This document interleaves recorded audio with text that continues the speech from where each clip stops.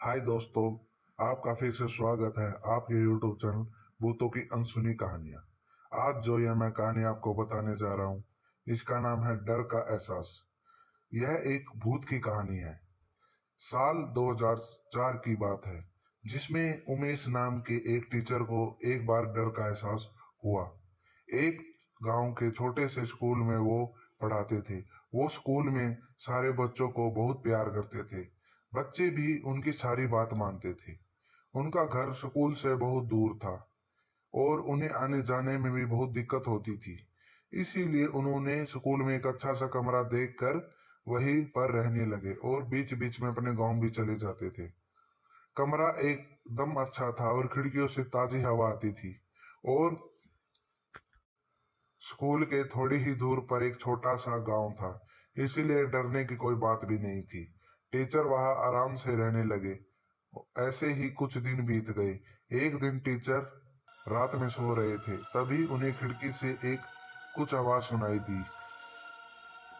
उन्होंने दरवाजा खोला तो बाहर कोई नहीं था। उन्होंने उस आवाज को नजरअंदाज कर दिया और फिर दरवाजा बंद कर कर सो गए।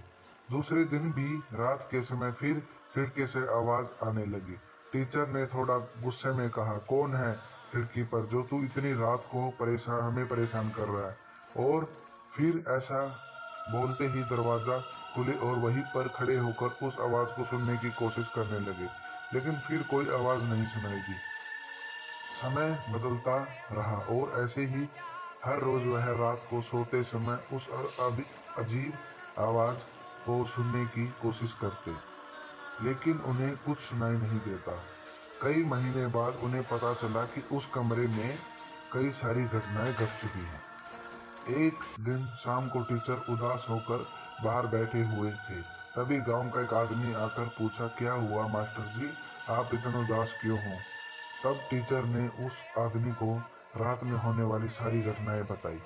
तब उस आदमी ने टीचर को बताया, बहुत साल पहले इस कमरे में कई सारी घटनाएं हो चुकी हैं और इस कमरे में एक स्वामी नाम का आदमी अपने परिवार के साथ रहता था, जिस किसी कारणवश उसके परिवार वाले की हत्या कर दी गई और इस कमरे को छोड़कर भाग गई।